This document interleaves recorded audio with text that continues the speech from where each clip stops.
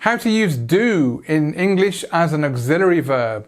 Something that a lot of people find quite tricky, but not anymore, because today I'm going to show you how. Let's have a go. So my name's Dan, your teacher today. You're watching ISpeakSpokeSpoken.com now.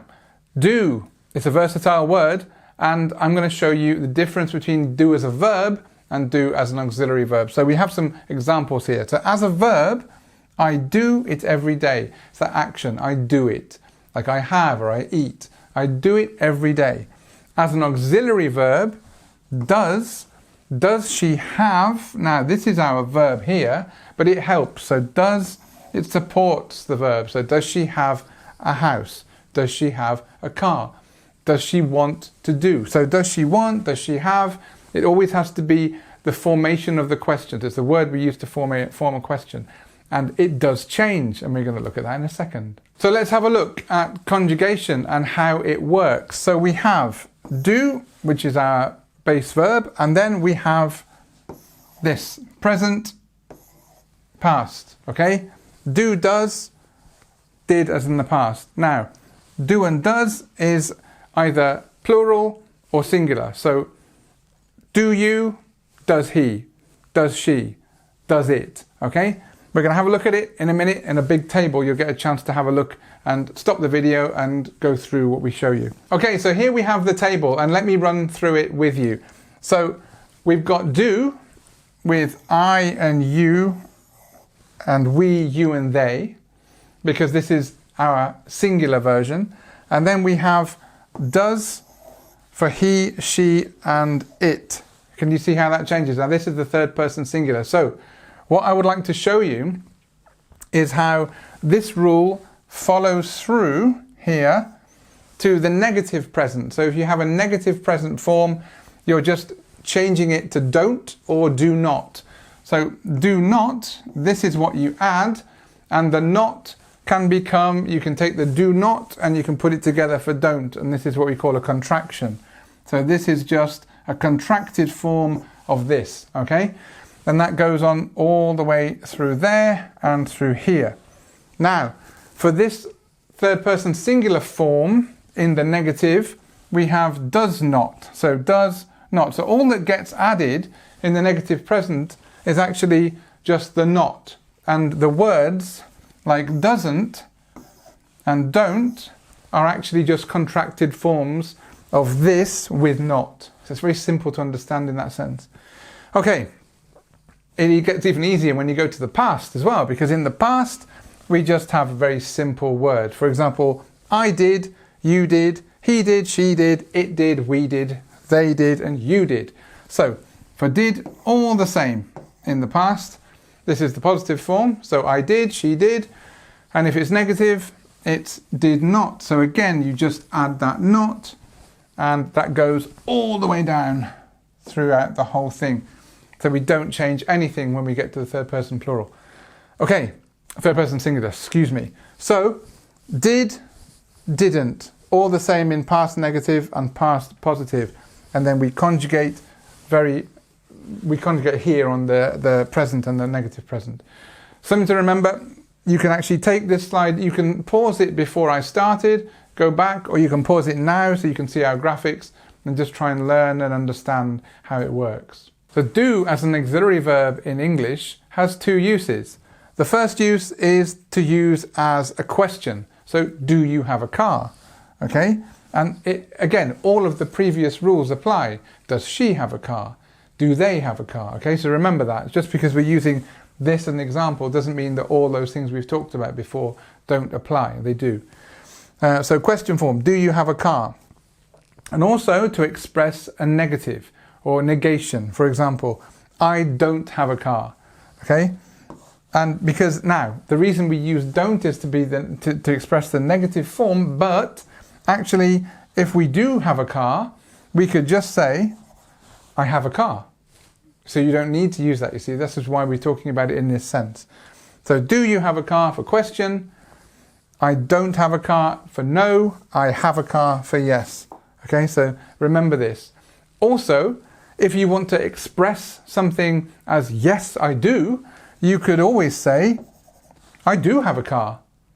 Okay, so you can use both in different ways, but just remember that these are the two key ways of using it. So let's focus a little bit on the questions, and let's look at closed questions. Now, closed question is when you ask a question, you're expecting a yes or a no answer. And we can look at an example right here.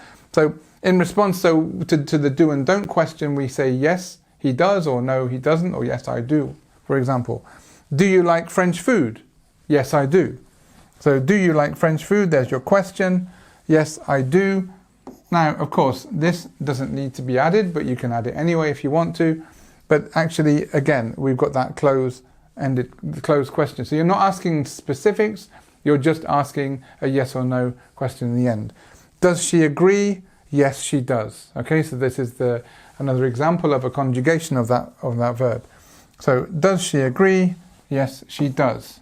And again, we don't have to have that. That's just an add-on. We can use it if we want, or we can just say yes, no. Okay? On the subject of questions, we can also use do as an auxiliary to talk about open-ended questions, but there's a slightly different form.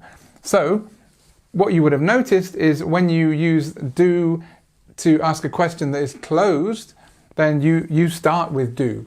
So do you want? No, I don't. Does she? Yes, she does. Okay? But when we're looking at an open-ended question, we actually use another question word as well as the do. So have a look. What do you think you are doing? What do you think you're doing? Of course, this doing is a different verb form. This is actually used as a continuous verb. This is our auxiliary. What do you think you are doing? Okay, we're starting with this question word, okay? What? So then that leads to another answer. I am walking to town, or I am on the phone, or I am doing my work, okay? So you can see that you're leading into an open-ended question. Open-ended question, which is not just yes or no, okay? Okay, how many books did he say he wants? How many books did he say he wants? There's our auxiliary, and we have this how many, okay? How many did he say he wants to buy? What's the answer? It's going to be something like he wants to buy 3 books, or maybe 4 books. So it's not just a yes or no answer, okay? Which one do you prefer? Which one do you prefer? This is your question word, do you? Which one do you prefer? This is our auxiliary, okay? Here we go, this is our auxiliary here, and this is our auxiliary here. So, when you're using it as in an open-ended question, you will always use another question word. That's worth remembering. If a question starts with do, it's usually a closed question. Okay, so we're looking at do as an expression of negation, and just before we go into this, I want to go back to the table and show you just how we use it in that, just to remind you.